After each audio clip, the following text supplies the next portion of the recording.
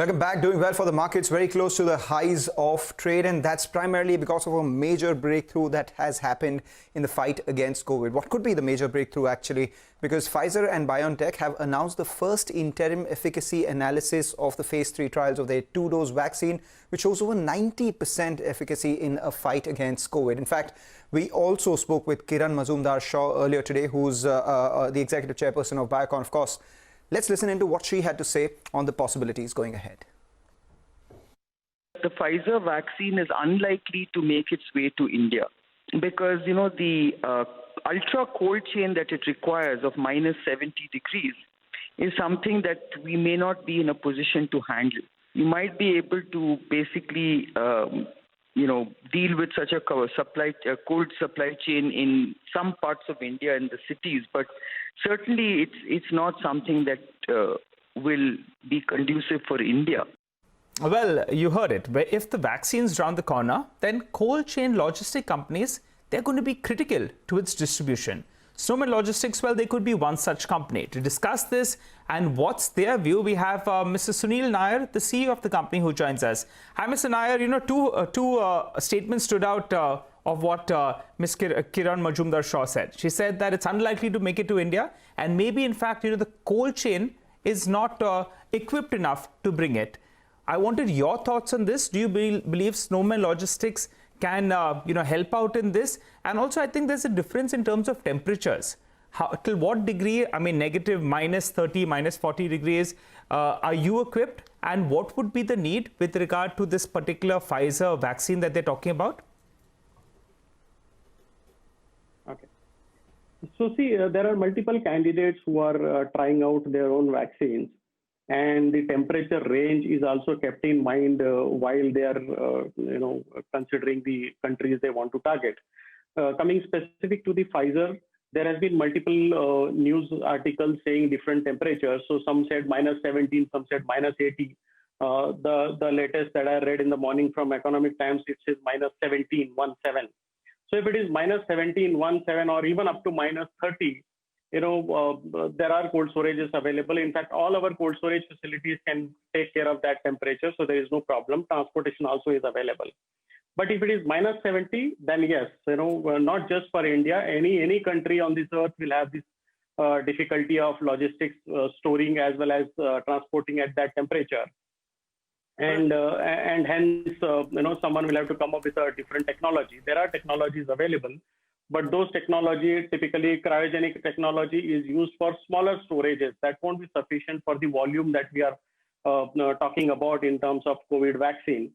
So I think he's absolutely right that India will not be able to first get this vaccine so soon, be knowing that there is an advance booking done by US, Europe, and Japan. In terms of their volume. So anyways, it is not going to come to India so soon. And I hope at the same time, while there are Indian candidates who are working on similar solutions. Mr. Nair, short point, what you're saying is that up to negative 30 degrees, you can handle.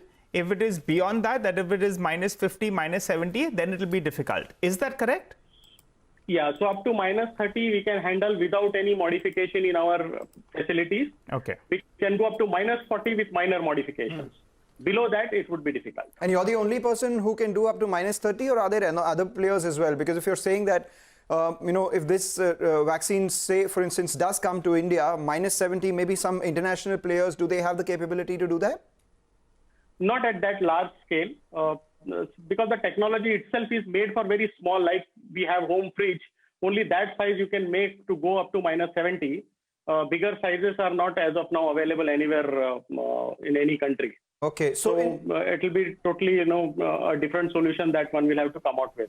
Okay, we get that point. So we will keep an eye out on, these data points as well as we move forward into the search for the vaccine. But importantly, if you could tell us, what is your current total capacity? How much of it is logged for the pharmaceutical space? How much of it is actually contracted to the non-pharmaceutical space? Because it shouldn't be a case where, tomorrow a drug comes in and there is no capacity that you guys have for transportation.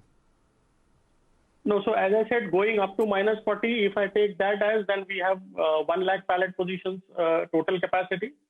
And as of now, the spare capacity is around 15,000 pallet positions. And depending on the requirement, we can slightly increase it with, creating some more space within our system. So that much is possible. And each pallet position should take care of approximately 6,000 to 7,000 doses. Okay. All right. And would you require to incur any kind of, expenditure to make yourself equipped? Or if the vaccine comes tomorrow, you can directly get off the blocks? And also, you're adding capacity, right, of around 20%. When does that come in? And would that also help out in case it's required, to move the vaccine around?